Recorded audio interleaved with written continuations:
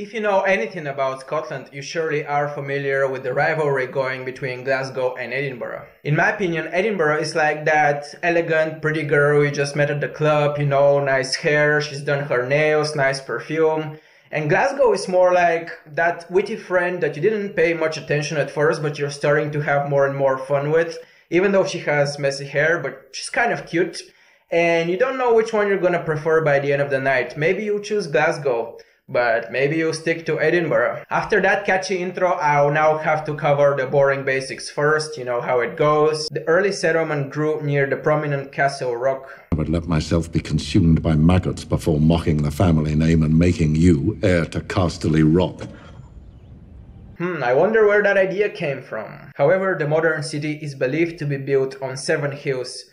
Another city on 7 hills? It's getting a bit boring. Situated in Scotland's central belt, Edinburgh lies on the southern shore of the Firth of Forth. The city sprawls over a landscape which is the product of early volcanic activity and later periods of intensive glaciation. These processes formed several natural strong points, one of which was better than all the rest, so they built Edinburgh Castle there. Apart from its shoreline, Edinburgh is encircled by a green belt defined in 1957. With an average width of 3.2 kilometers, the principal objectives of the green belt were to contain the outward expansion of the city and to prevent the congestion of urban areas. Now let's break down the main areas of Edinburgh. Central Edinburgh, which has 2 key sites, the Old Town and the New Town. The Old Town is a labyrinth of cobbled streets, narrowed alleyways and hidden courtyards, all amazingly well preserved. Here is also the famous Royal Mile, a remarkable street of tenement buildings leading from Edinburgh Castle on Castle Rock down to the grandiose palace of Holyrood House. The New Town. This 18th century solution to the problem of an increasingly crowded city was designed by the young architect James Craig,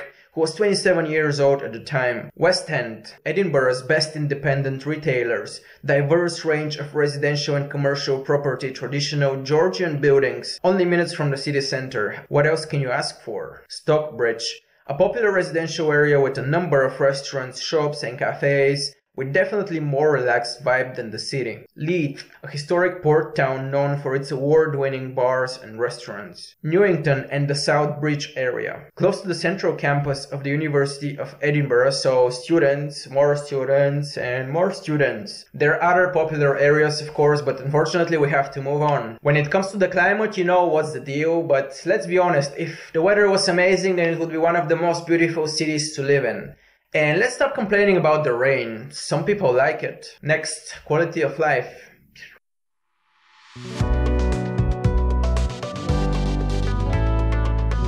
Property prices are of course the highest in Scotland, and that shouldn't come as a surprise since it is the capital city, although Glasgow is bigger. And more importantly, in my opinion, it is the city Scotland uses to portray its reputation and image in front of the world.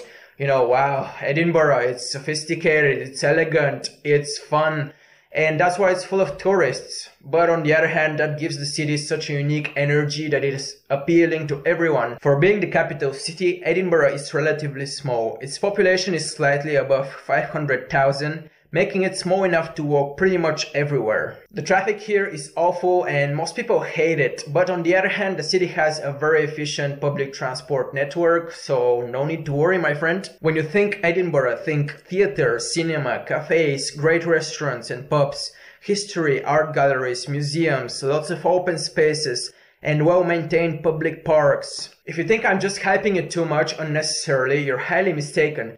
The city often tops the rankings for the best city to live in the UK. Yes, it is not the cheapest place to live in Scotland, and yes, the Old Town isn't great for drivers, but come on, it's a medieval city, what else do you expect? In the end of the day, there is a reason why so many people move to Scotland, don't you think? Commercial break.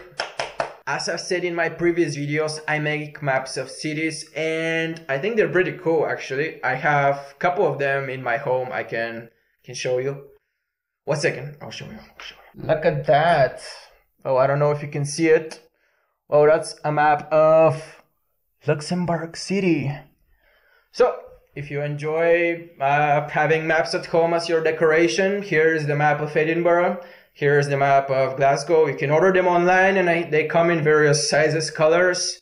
So, yeah, Check it out. Now let's look at some of the prices here. Monthly public transport pass, £56. Average monthly utilities, £138. Average gym monthly fee, £35. Rent of one-bedroom apartment in the city centre, £835. Average monthly net salary though, £2,100. I took those numbers from Numbeo, so don't judge me. Although with the current inflation rates, you should take all of these numbers with a grain of salt. Now, demographics.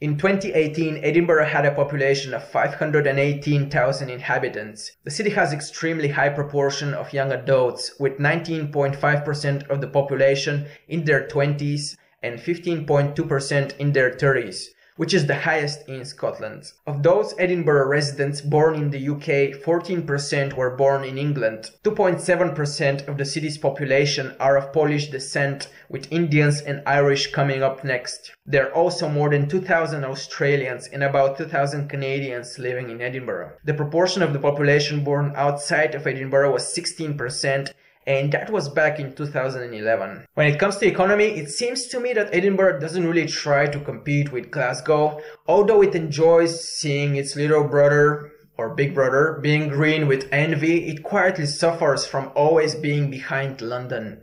Edinburgh has the strongest economy of any city in the United Kingdom outside London. It also has the highest gross value added per employee of any city in the UK outside London.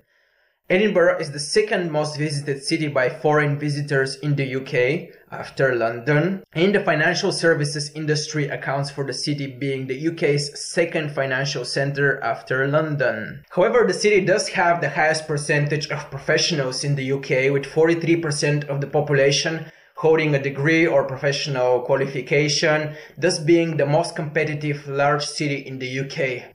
This must feel good. Let's forget about all these numbers and let's move on to something more fun. People in Scotland love festivals and nobody feels better than Edinburgh. Okay, maybe not everyone, no one. The best known festivals are the Fringe, Edinburgh International Festival, Edinburgh Military Tattoo. This, by the way, has nothing to do with the tattoos you're thinking about. And Edinburgh International Book Festival, which is the largest festival of its kind in the world. Oh yeah, and they all coincide with each other, making the month of August one huge, lengthy, sometimes rainy, awesome party. In all seriousness, the Edinburgh Fringe is quite incredible. In 2017, nearly 3,400 different shows were staged in 300 venues across the city. Lately, comedy has turned into one of the pillars of the festival, with many well-known comedians getting their first big break here. During the rest of the year, there are festivals celebrating film, science, fire. Edinburgh is the place to be if you're into film, theatre and music. Well, I know all of us are on some level into film and music, but you know what I mean if you cannot live without them. King's Theatre, Edinburgh Festival Theatre, Edinburgh Playhouse, the Traverse Theatre. Should I keep going? Bedlam Theatre, Churchill Theatre, Royal Lyceum Theatre. You get the idea. The situation is pretty much the same when it comes to clubs, cinemas, bars, restaurants, museums, you name it. Of course, everyone will tell you to go to places like Edinburgh Castle, Holyrood Palace, Arthur's Seat, the National Museum of Scotland. But for those of you who would like to dig a little deeper, I would say to go to places like the Museum of Edinburgh.